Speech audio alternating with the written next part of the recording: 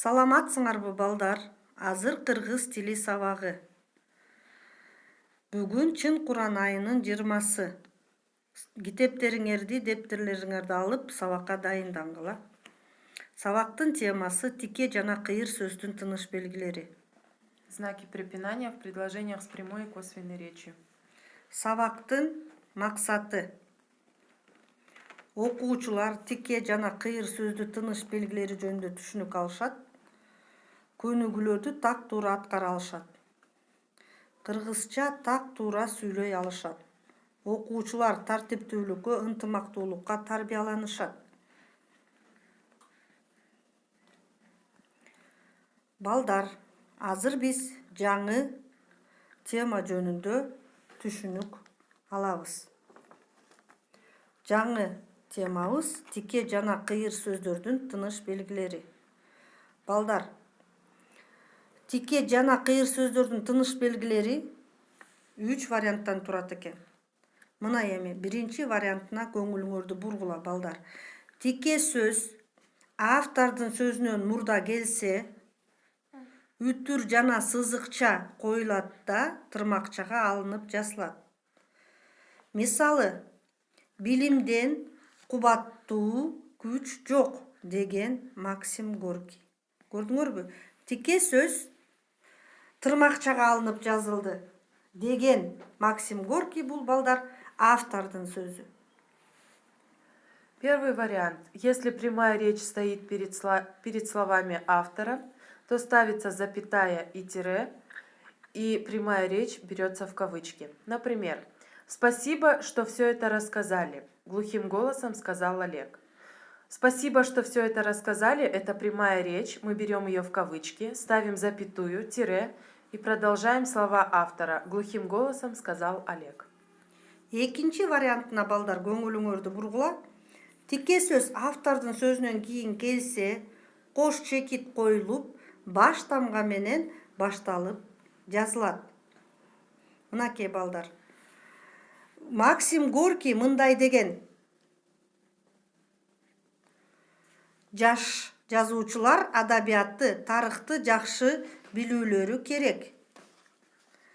Максим Горький мындай деген бул автордун сөзү. Балдар, көрдүңөрбү? Автордун сөзүнөн кийин эки чекит коюлуп, тырмакчага алынып, жаш жазуучулар адабиятты, тарыхты жакшы билүүлөрү керек деген бул балдар тике сөз.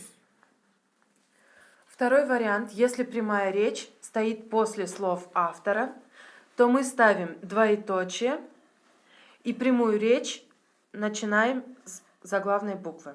Например, тут Мишка говорит: «Не надо спорить, сейчас я попробую». Слова автора: «Тут Мишка говорит». Мы ставим двоеточие, открываем кавычки. «Не надо спорить, сейчас я попробую». Это прямая речь, мы ее начинаем писать с заглавной буквы.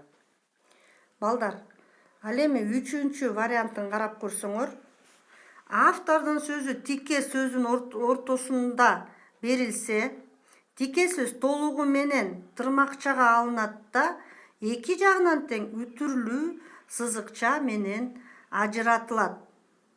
Адамдын мисалы балдар, адамдын бардыгында эки түрдүү кемчилик болот. Тике сөз дейт Белинский, автордун сөзү.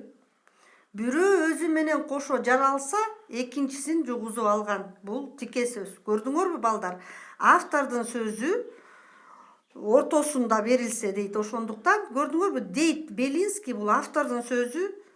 Автордун сөзүнөн кийин үтүр коюлуп, тире коюлуп, бирөө өзү менен кошо жаралса, экинчиси жугузуп алган деген бул тике сөз болот экен.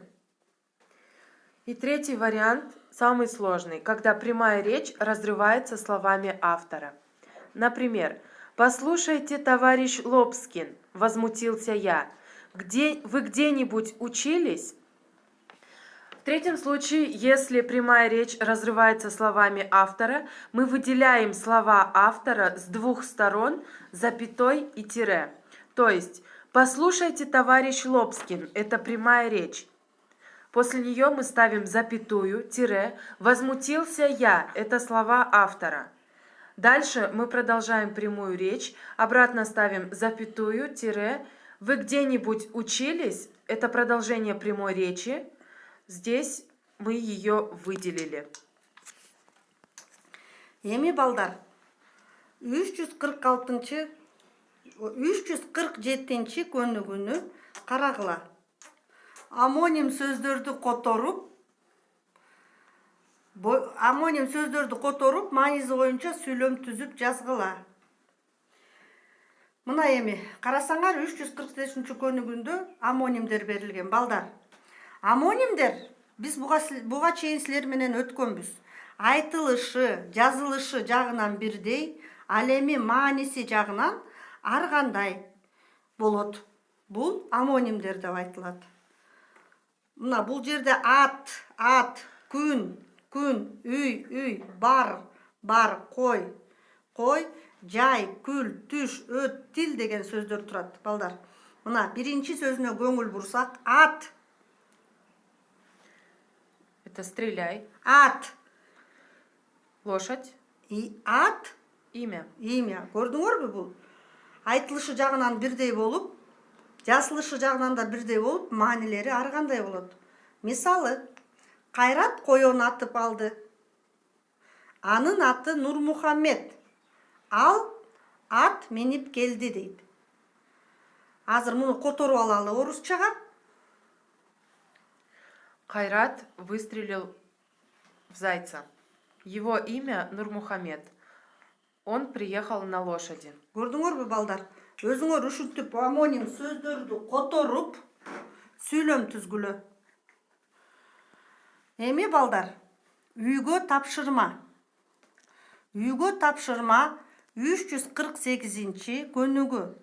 348 көнүгүдөгү ырларды окугула, маанисин түшүнүп алгыла, жөнөкөй жана татаал этиштерди көчүрүп жазып алгыла. Домашнее задание, упражнение номер 348. Прочитайте стихотворение, найдите сложные и простые глаголы и выпишите их в тетрадь. Ушуну менен балдар сабак бүттү. Саламатта калгыла.